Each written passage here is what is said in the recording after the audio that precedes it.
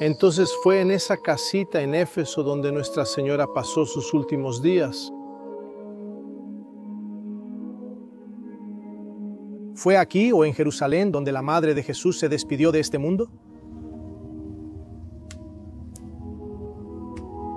Y al final, ¿será que María murió o fue asunta a los cielos? ¿O las dos cosas pudieron haber pasado? Primero María durmió y luego fue asunta.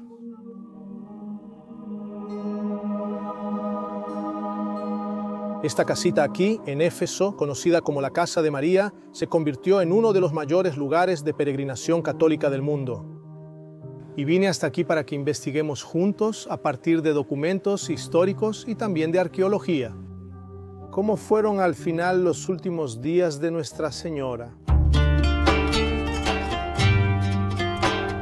Vamos a volver juntos en el tiempo. Vamos a unos 50 años después de Cristo, más o menos. Y entonces te pregunto, ¿quién fue el primero que escribió sobre la Madre de Jesús? ¿Estás pensando tal vez en un evangelista? ¿Lucas? ¿Marcos? ¿Mateo? No. Quien escribió primero sobre la Madre de Jesús fue Pablo, el apóstol. Imaginamos que eso haya sucedido poco después de la crucifixión, pero hay un detalle importante. Pablo no dijo cuál era el nombre de la Madre de Jesús. Pablo nunca va a mencionar el nombre de María. Pero cuando llegó la plenitud del tiempo, Dios envió a su Hijo, nacido de mujer, nacido bajo la ley, para que Él rescatara a los que estaban bajo la ley, para que recibiéramos el estatus de hijos. Fue solo un buen tiempo después, ya después del año 70, cuando ocurrió la destrucción del Templo de Jerusalén, que el autor del Evangelio de Marcos mencionó, o mejor dicho, escribió por primera vez el nombre María y nos reveló que María era el nombre de la Madre de Jesús. Eso sucedió cuando Marcos relataba un episodio ocurrido en una sinagoga, cuando Jesús daba un discurso, un sermón, e impresionaba a los oyentes. ¿No es este el carpintero, hijo de María y hermano de Santiago, José, Judas y Simón?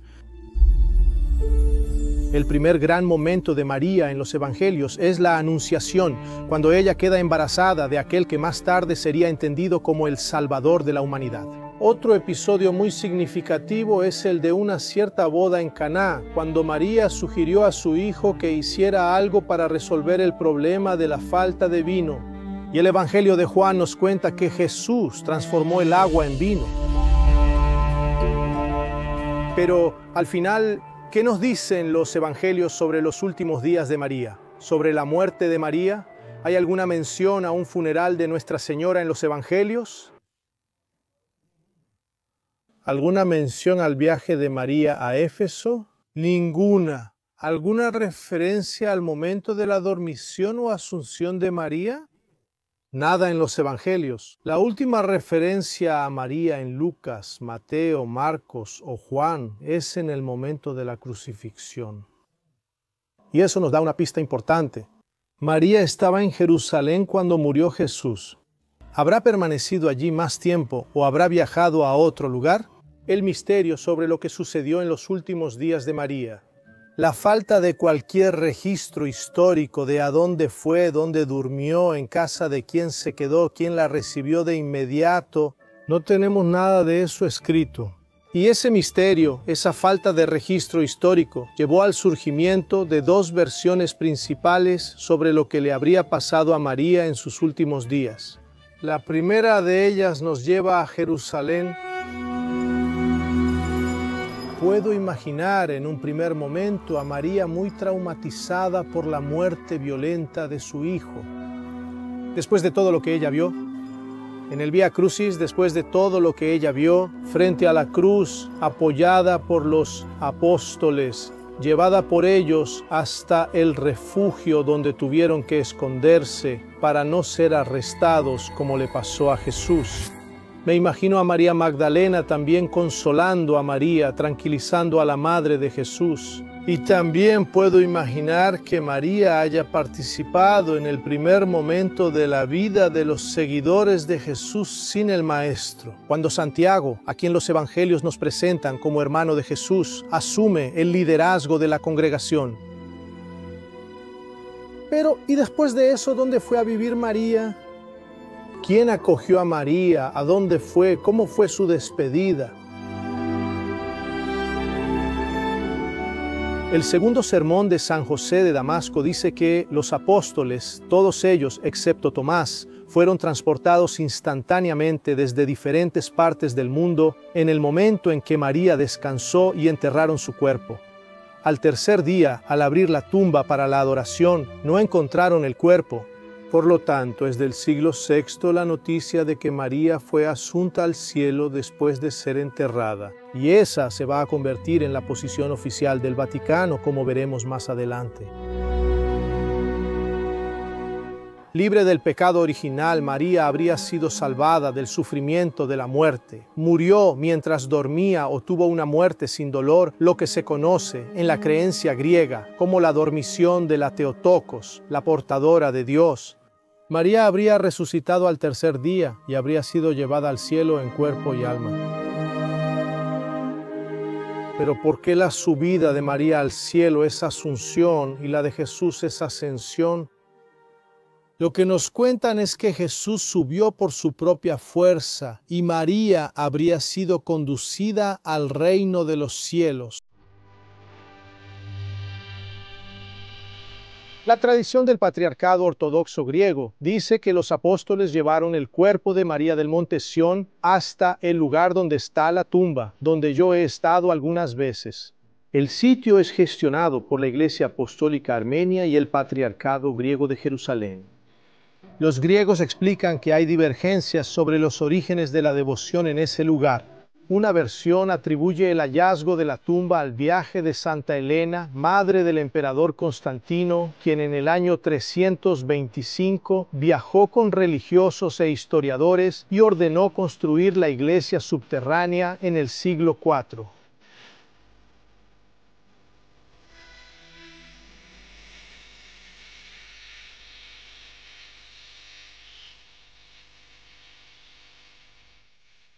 Si hay un lugar en el mundo que podemos llamar la tumba de María, amigos, es este, el más antiguo. Si hay algún lugar en el que podemos creer que el cuerpo de la Madre de Jesús fue colocado, estoy frente a él aquí en Jerusalén, en el Valle del Juicio Final. No es por casualidad, también es el Valle de Josafat, donde los judíos querían ser enterrados para estar cerca del templo en el día del Juicio Final. Y aquí vemos un agujero aquí arriba, no es por casualidad. Es por donde habría pasado el cuerpo de Nuestra Señora en el momento de su asunción al cielo, cuando fue llevada al cielo. Recuerda mucho la sensación que tenemos en el Santo Sepulcro de Jesús. Y necesitamos conocer este lugar y tratar este lugar como el Santo Sepulcro de María. La información más antigua que tenemos, que nos lleva a esta tumba aquí, viene del siglo V, cuando la emperatriz Pulqueria en Constantinopla le pidió al patriarca de Jerusalén, Juvenal, que enviara a Constantinopla, capital del imperio, los restos mortales de María. Juvenal, sabiendo que esta tumba estaba vacía, le respondió a la emperatriz que eso sería imposible, porque desde su muerte, muchos siglos antes, aquí en Jerusalén, se sabía que al tercer día la tumba había sido encontrada como la vemos ahora, vacía. Y también en Jerusalén, no muy lejos de la iglesia del Sepulcro de María, donde está la tumba, existe otro lugar que corresponde a una tradición también muy antigua sobre los últimos días de la Madre de Jesús. La iglesia en sí, la Basílica de la Dormición, es relativamente reciente, tiene aproximadamente 100 años, pero está sobre unas piedras que se cree que tienen mucho más tiempo. Estas piedras fueron encontradas a finales del siglo XIX y serían parte de la estructura de la Basílica Bizantina. La Hagia Sion, construida en el siglo V sobre las ruinas de una iglesia de los inicios del cristianismo que estaba aquí. La dormición, según el entendimiento de una parte de los cristianos, es lo que ocurrió entre el final de la vida de María y la Asunción. Significa el sueño en paz o la muerte sin sufrimiento, y para esa tradición ese momento tan importante habría ocurrido en Jerusalén. Dormitio Sanctae Mariae en latín significa el sueño de Santa María. Para muchos cristianos fue exactamente en este lugar donde estuvo el lecho de muerte de Santa María, la Madre de Jesús. Aquí, exactamente aquí. Su cuerpo habría sido colocado aquí antes de la llegada de Jesucristo para llevarla al cielo. En 1950, el Papa Pío XII proclamó el dogma de la Asunción de María, definiendo como verdad católica la idea de que la Madre de Jesús fue llevada al cielo en cuerpo y alma después de terminar su vida en la tierra. Son diferentes maneras de comprender y dar sentido a uno de los mayores misterios del cristianismo.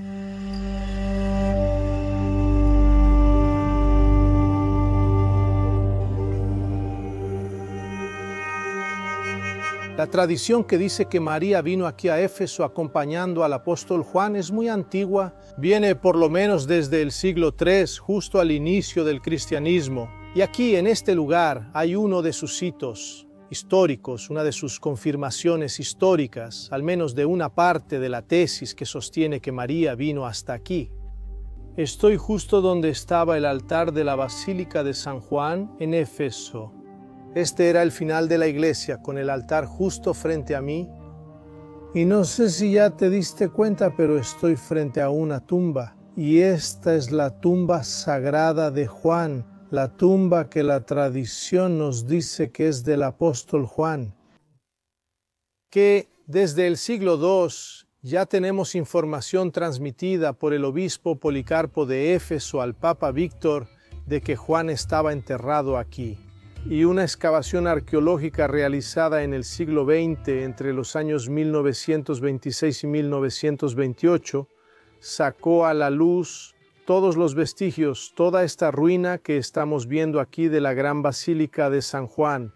Y los arqueólogos solo terminaron su trabajo cuando dijeron haber encontrado la verdadera tumba del apóstol. Este es donde estoy yo aquí. Él habría sido acompañado por Juan y enterrado aquí en Éfeso, dado María habría venido para acá. Y no es por casualidad que aquí, en las ruinas de Éfeso, también hay una iglesia de Santa María, iglesia dedicada a María que incluso en el siglo V sirvió como sede para el concilio de Éfeso. Cuando la ortodoxia de la iglesia decidió que María era Theotokos, la portadora de Dios, la Madre de Dios. Entonces hay mucho en la tradición cristiana que nos trae aquí a Éfeso. Bueno, y yo estoy en un lugar muy sagrado aquí. Es necesario que nos detengamos un momento para reflexionar. Estoy frente al lugar que la tradición nos dice, y la arqueología confirmó en el siglo pasado dónde está la tumba del apóstol Juan. Y aquí está escrito San Juanin Messari, que en turco significa tumba de San Juan.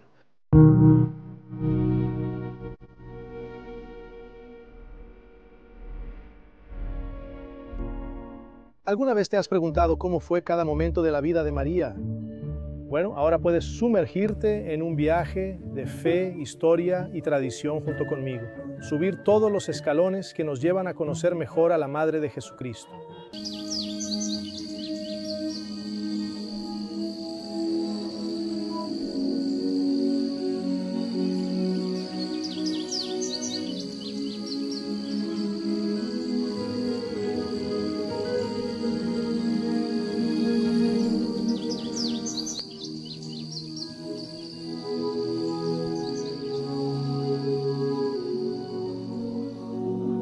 Es la primera vez que veo la casita de María frente a mí, no solo en foto o video. Está creciendo en nuestro tiempo una tradición muy fuerte que afirma que María pasó sus últimos días aquí donde estoy, en esta casita de piedra en Éfeso, antigua ciudad de Asia Menor que pertenecía al Imperio Romano, actual Turquía. ¿Realmente vivió María en esta casa? ¿Pasó aquí sus últimos días? Hacia el final de este especial voy a responder esa pregunta. Pero antes, te voy a presentar todas las hipótesis que pueden decir sí o no a la pregunta que acabo de hacerte. Y claro, vamos a conocer detalles de la historia de la casa de María aquí en Éfeso. Las fuentes que nos llevan hasta la casita de Éfeso son muy recientes y se basan en las visiones de la monja alemana Anna Catalina Emmerich, que vivió en el cambio del siglo XVIII al XIX. Juan construyó una casa para la Santísima Virgen. Familias cristianas y mujeres santas ya se habían establecido aquí. Algunas en cuevas, en la tierra o en las rocas. Ellas habían venido aquí para escapar de la persecución violenta. Sus viviendas eran como celdas de ermitaños, pues usaban como refugio lo que la naturaleza les ofrecía. La casa de María era la única construida de piedra. Un poco detrás de ella se encontraba la cima de la colina rocosa, desde donde se podía ver por encima de los árboles y colinas Éfeso y el mar con sus muchas islas.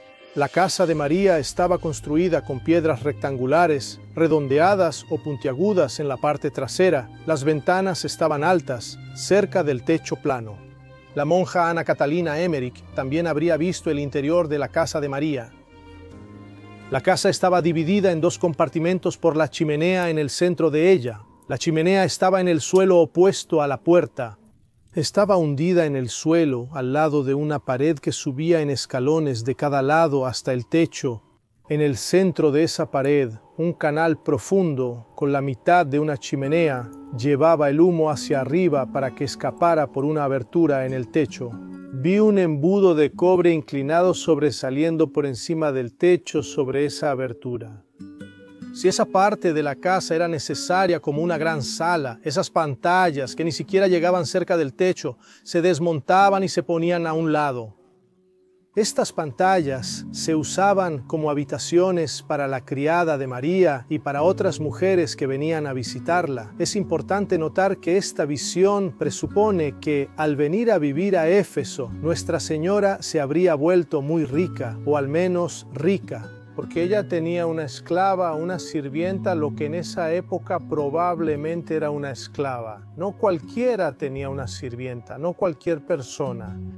Además, ella era la única que tenía una casa de piedra, mientras que los demás vivían en grutas.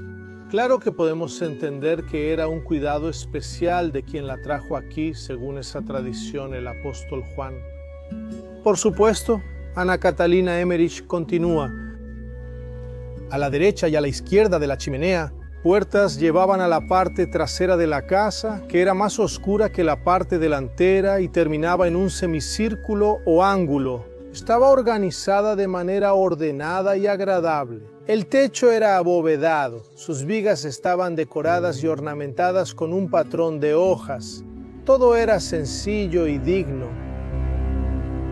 La obra literaria creada a partir de las visiones de la monja Anna Catalina Emmerich solo llegó hasta nosotros gracias a los manuscritos del poeta alemán Clemens Brentano, cuyo texto fue editado y, según se cree, alterado por el padre Karl Schmoger. De acuerdo con este texto, que nos relata lo que habrían sido las visiones de Anna Catalina Emmerich, y también según una gran tradición, María habría venido aquí a Éfeso acompañada del apóstol Juan. Y esa tradición se basa en el capítulo 19 de Juan, que habla de la crucifixión de Jesús. Más precisamente los versículos 26 y 27 relatan cuál era el punto de vista de Jesús en lo alto de la cruz y lo que él dijo o habría dicho.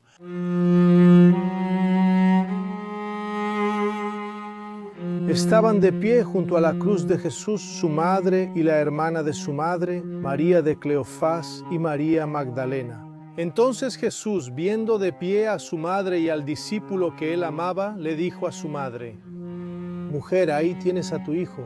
Y luego le dijo al discípulo: Ahí tienes a tu madre. Y desde esa hora el discípulo la recibió en su casa.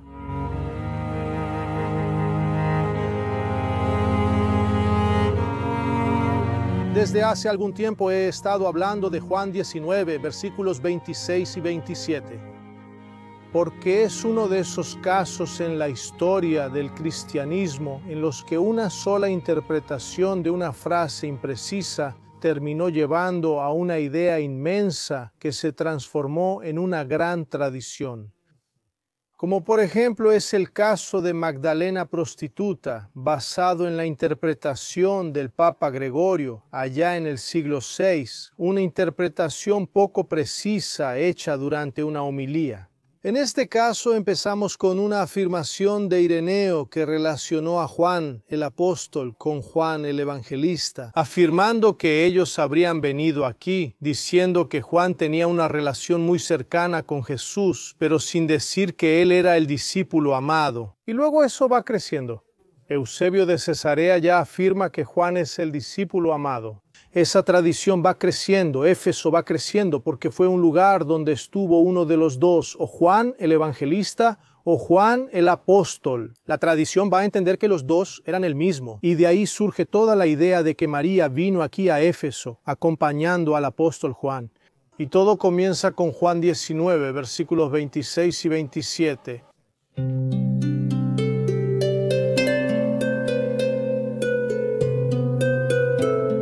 Pero al final, ¿cómo identificaron la casa exacta que había sido vista por la monja Ana Catalina Emmerich? ¿Cómo estuvieron seguros de que era la misma casa? A finales del siglo XIX, usando la descripción que aparece en el libro, el padre francés Julián Gouye subió esta montaña y encontró esta casa de piedra y regresó a Francia anunciando su descubrimiento. Él había encontrado la casa de Nuestra Señora, pero ¿sabes lo que pasó? El padre Gouye fue ridiculizado. Entonces, una década después, dos misioneros cristianos volvieron a subir estas montañas, llegaron hasta aquí y reencontraron la casa. Pero esta vez, cuando hablaron sobre la casa de Nuestra Señora, lo aceptaron. Y de ahí empezó a surgir una tradición que fue ganando fuerza cada vez más, hasta el punto de que hoy se ha convertido prácticamente en una verdad. Y para mucha gente es indiscutible que aquí está la casa donde María vivió sus últimos días. Vamos a entender esto mejor. Entramos a la casa ahora.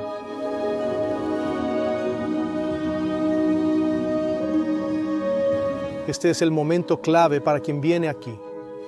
Cada vez más considerada un lugar sagrado, la casa de Nuestra Señora en Éfeso.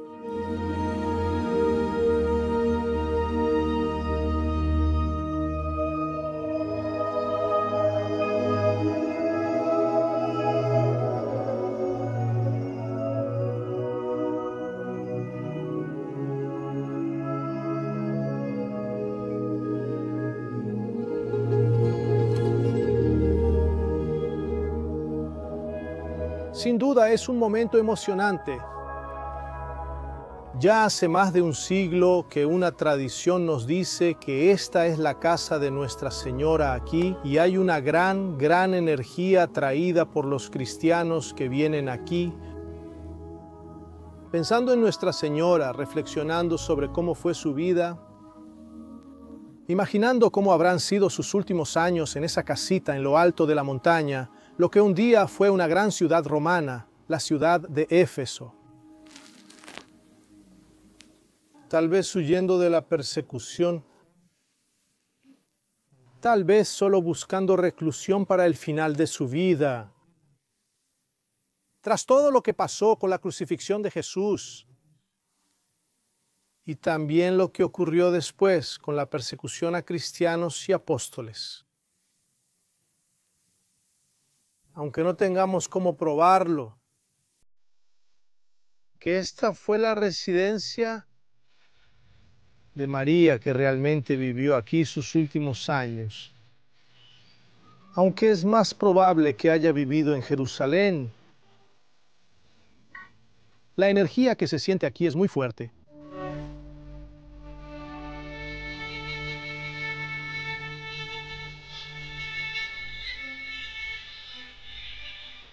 Fue mi primera visita.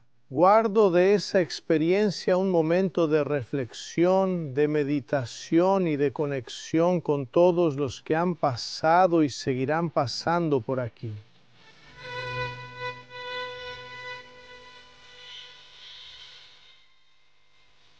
Existe una creencia aquí de que el agua que sale de estas llaves viene de una fuente que brotó exactamente donde la Virgen María dormía cuando habitaba esta casa. Así lo indica la creencia y la tradición. Y que esta agua aquí tiene poderes milagrosos, que por ejemplo sería capaz de curar la infertilidad,